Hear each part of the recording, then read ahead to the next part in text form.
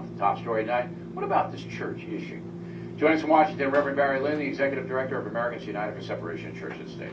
I was really surprised, to hear Ms. Pelosi, rallying Catholic clerics, but I'm sure she would not oppose Protestant ministers and Jewish rabbis doing the same thing. And, you have church exemptions. They don't pay taxes because they're not supposed to interfere in politics. And so what say you? Well, here's what I'd say is, I hate the idea of preachers telling the people in the pews who they ought to vote for in political campaigns, but I'm also very uncomfortable when politicians decide to make these very overtly religious pitches to one religious group or another to pass or to oppose whatever their favorite or disfavored piece of legislation is. And the reason, Bill, is this.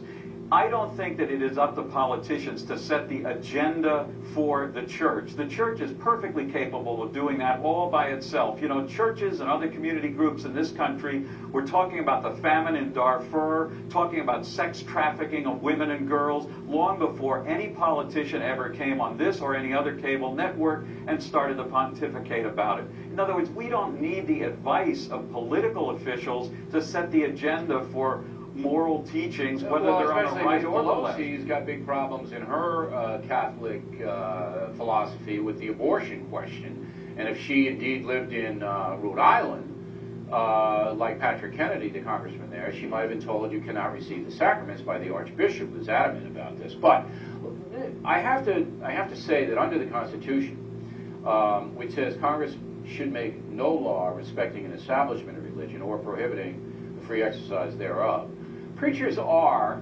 entitled to give their point of view on moral issues of the day if they bleed over into politics, and that is what Roger Cardinal Mahoney of Los Angeles has done. And that's what Ms. Pelosi has taken as her cue from him. He's basically saying, look, it's a moral issue, and as Catholics, we must support a humane program to deal with these illegal aliens. That's Mahoney's point. Look, Go ahead. I'm 100% with you on the idea that of course, when I go to church, I expect that the pastor might talk about some moral issue. Maybe you do, right? One. Maybe I do. A political issue, too. That's not the issue. But the issue here, it seems to me, is that we have politicians, Republicans and Democrats, increasingly saying, look, we want you to do this. Yeah, we want you to follow this. We're urging this.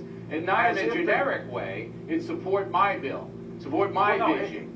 Exactly, and in fact, it may be even worse. Now, I suspect I like Nancy Pelosi's view of immigration reform more than I like yours. Sorry to say that. But you don't know what mine is. Well, no, but I'm just suspecting that I might. But you don't. That's not. Okay. You don't know what it is. You're just a knee-jerk in your liberal beliefs, which is okay. But you don't know what my plan is. Very rational and very fair. And there it is. Here's something rational and fair too, I think, and that is that we don't have Bible quoting contests on the floor of the United States Congress. In other words, if a more conservative Christian or a liberal Christian reads the same Christian Bible and comes up with their plan based on the Bible to determine what's good for immigration or what's next cap and trade, that's not the way we make laws in this country. We make laws based on the commonly shared principles espoused in the Constitution. The danger is, and there is a danger here, that tax-exempt organizations like the Catholic Church and other mainstream religions would get behind a political candidate and use their power to say, vote for this person. And that was what Founding Fathers wanted, no part of that. So you and I agree on that. However, Ms. Pelosi isn't wrong constitutionally by saying maybe she's doing it in the wrong way because she's a strident lady. Maybe you want to take a look at this as Cardinal Mahoney has done. I don't object to that, but I do object to the strong-arm tactics. You got to urge your people to do this because we're living the gospel. Hey, lady, if you read the gospel, there's a lot of emphasis on human life. You know what I'm talking about?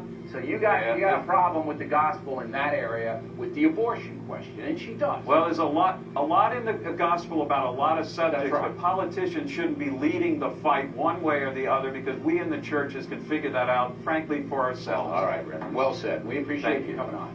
Next on the rundown, Crowley and Combs react to President Obama's illegal alien dilemma. And later,